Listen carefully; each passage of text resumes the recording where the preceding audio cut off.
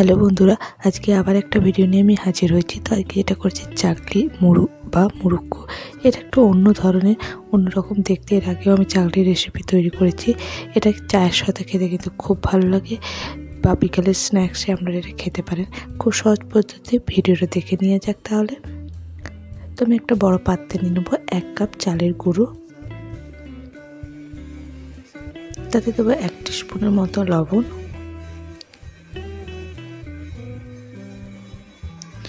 দেবো 1 টিস্পুনের মতন কালো জিরে, দেবো 1 টিস্পুনের মতো গোটা জিরে।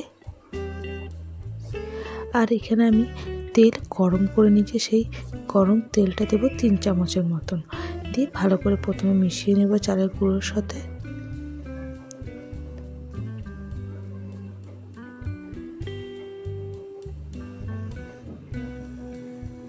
এরপর আমি এখানে গরম জলও করে রেখেছি। চালের গুঁড়োটা আমি গরম জলে মাখবো। তো এখানে 1 কাপ চালের গুঁড়োতে আমি 1/2 কাপ জল নিয়েছি। তো 1/2 কাপ জল একেবারে দেবো না, অল্প অল্প করে দিয়ে মাখবো। এটা একটা ডো তৈরি করতে হবে।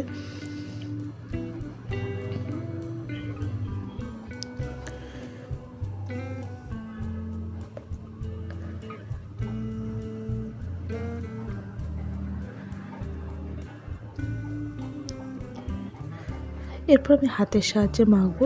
তো দেখতে পাচ্ছি একটু ঝরঝরে লাগছে। তো এটা হাতের সাহায্যে মাখতে মাখতে যদি মনে হয় যে জল লাগবে, তো জল দেবো। তো আমি 1/2 কাপ জলটা পুরোটাই আমার লেগে গেছে।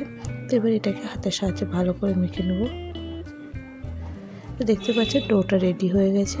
আর তেল 1 চামচের মতো বেঁচেছিল, সেটা একটু অল্প একটু দিয়ে আর একবার চালের গুঁড়োর সাথে মেখে নেবো, যাতে শুকিয়ে না যায় উপরটা।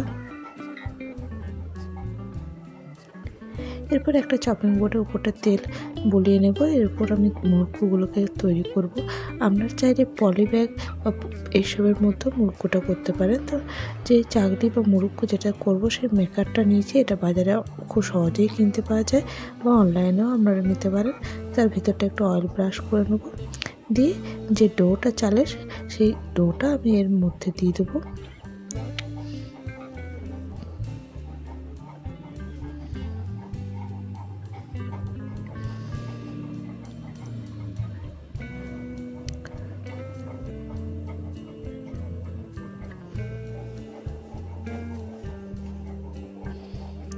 এইভাবে লম্বা লম্বা যেরকম আপনারা ডিজাইন করতে চান, সেভাবে তো আমি এরকম লম্বাভাবেই করে নেবো, ছোটো ছোটো করে।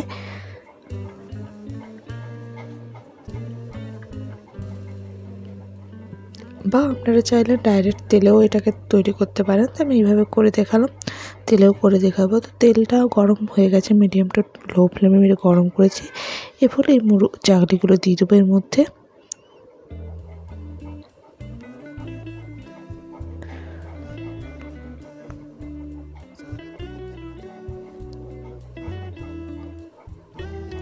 মিডিয়াম টু লো ফ্লেমে এগুলোকে ভাজতে হবে। তো এগুলো ভাজা হয়ে গেছে, দেখতেই পাচ্ছেন হালকা লাল হয়ে এসছে। আমি এগুলো এবার তেল থেকে উঠিয়ে রেখে দেবো।